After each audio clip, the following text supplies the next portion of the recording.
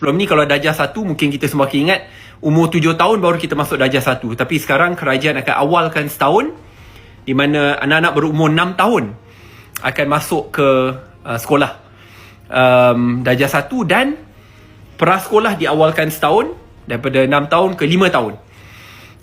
So ini adalah salah satu pengumuman yang besar. So I want to hear your feedback on this matter. Saya tengok ada yang dah tulis setuju, ada kata tak setuju. It's okay. Nanti saya akan buat poll supaya kalian semua boleh mengundi. Tapi saya nak dengar dulu. So, saya tahu ramai dah post setuju tak setuju, tapi kalau boleh berikan sebab-sebab mengapa setuju atau tak setuju. Dan saya akan cuba berhujah. Katanya ada ujian kelayakan, ya. Kerana salah satu pengumuman yang turut dilakukan adalah walaupun pendidikan darjah 1 ni diawalkan setahun, tetapi ia diberikan pilihan kepada ibu bapa. Yang berhormat Menteri Pendidikan katakan perlu ada heart to heart conversation di antara ibu dan bapa untuk bincangkan keperluan untuk mengawalkan atau tidak. So it is an option, pilihan. Tetapi ia bukan pilihan semata-mata. Baru hari ini pula diumumkan bahawa akan ada ujian baru, ujian diagnostik. So maksudnya anak-anak yang berumur 6 tahun atau sebelum mereka mencecah umur 6 tahun, sebelum mereka masuk ke sekolah, perlu melalui lagi satu ujian diagnostik. Saya setakat ni belum ada perincian apa maksud ataupun takrifan ujian diagnostik. Saya agak sedikit risau kerana saya tak boleh bayangkan bagaimana anak-anak yang berumur 6 tahun sudah pun perlu melalui ujian. Dan saya mendengar ucapan dan meneliti ucapan yang berhormat Menteri. Dia kata akan ada ujian psikometrik atau psikoanalisis untuk melihat apa anak-anak itu dan kesiapsiagaannya, dan juga kemahiran anak-anak sebelum umur 6 tahun itu. Saya masih nak faham sebab mungkin ibu bapa sini lebih memahami. Is it normal to put our children who barely has reached the age of 6 years old through a unique examination ataupun ujian diagnostik ini? Dan saya tak boleh terbayang juga bagaimana ibu bapa, cikgu-cikgu yang sudah terbeban dengan banyak birokrasi, kerja-kerja tambahan di sekolah. Kadang-kadang student to teacher ratio tu sangat besar.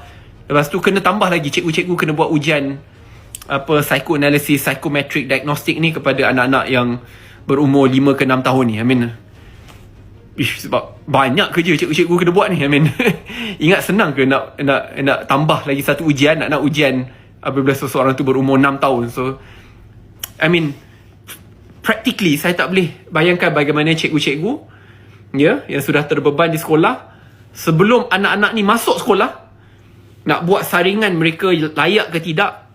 6 tahun masuk darjah 1, cikgu-cikgu kena buat ujian dulu.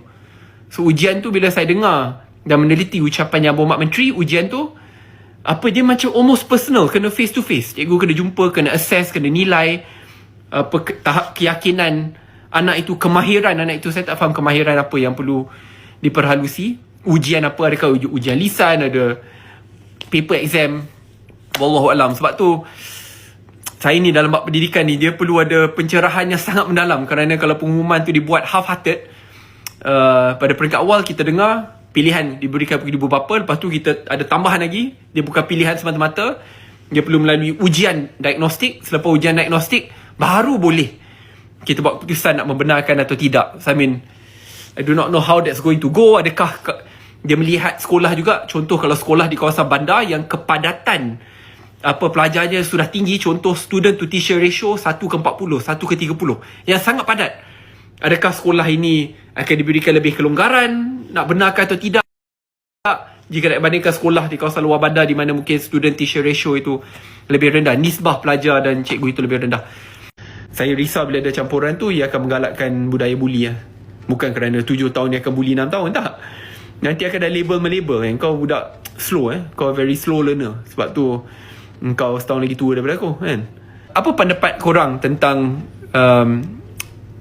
sistem peperiksaan yang baru, iaitu pada darjah 4, bukan lagi UPSR pada darjah 6, tapi diawalkan pada darjah 4. Saya cuma persoalannya, saya tengah cuba nak faham kenapa ada keperluan untuk kita awalkan daripada darjah 6 ke darjah 4. Darjah 6 tu saya boleh faham juga, kerana itu dijadikan benchmark untuk masuk ke sekolah menengah, untuk dapat kelayakan masuk ke MRSM, sekolah berasmah penuh, sekolah berprestasi tinggi dan banyak lagi yang lain. Tapi darjah 4 ni, I'm still trying to understand lah.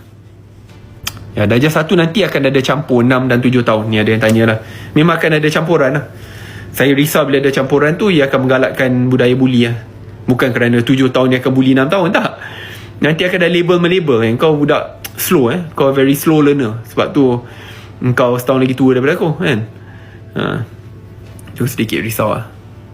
Terima kasih kerana banyak beri feedback, maklum balas yang akan saya usulkan esok semasa ucapan belanjawan saya. Belanjawan pula, ulasan ucapan Duli Yang Maha Mulia tuanku, yang saya akan fokus pada isu pendidikan lah. Esok saya akan bahas pada pukul 3, dalam pukul 3 di Parlimen. Nanti saya akan kongsikan. Banyak pandangan-pandangan yang kalian dah komen ni, saya akan ambil kira dan akan saya sampaikan. Ramai kata kembalikan UPSR. Okay. Kalau tak lulus darjah 4, adakah pelajar tersebut akan setia darjah 4 walaupun umur dah darjah 5? That's interesting. Jadi saya akan tanya. Dalam bab pendidikan ni, saya rasa kita perlukan jawapan yang lebih tuntas, yang lebih menyeluruh, kerana ini isu masa depan negara. Kerana kalau kita dah buat tu, tak senang untuk kita buat U-turn atau untuk kita ubah. Sebab takkanlah setiap tahun kita ada sistem pendidikan yang baru, dasar pendidikan yang baru. Kesian pula anak-anak sekolah kita, Nasional, isu pendidikan adalah isu utama, dan kita tak lupa perkara ni kerana saya risau sedikit. Isu pendidikan ni dia jarang panas tau. Macam orang tak fikir sangat. Nak bila pergi ke peti undi, this is very important. Kalau negara lain, isu pendidikan ni isu utama, and I hope kita letakkan itu sebagai sasaran. Saya sedikit positif bila saya mendengar ucapan Yang Berhormat Perdana Menteri pada pembentangan RMK tahun lepas lah, di mana dikatakan bahawa selepas ini kerajaan akan memperkenalkan pendidikan prasekolah percuma, dan setiap sekolah kebangsaan perlu menyediakan prasekolah percuma. Tapi itu setakat ini hanya di atas kertas dan belum ada apa-apa pengumuman, perbelanjaan, pelaksanaan. That is a problem lah. That's a very, very big problem.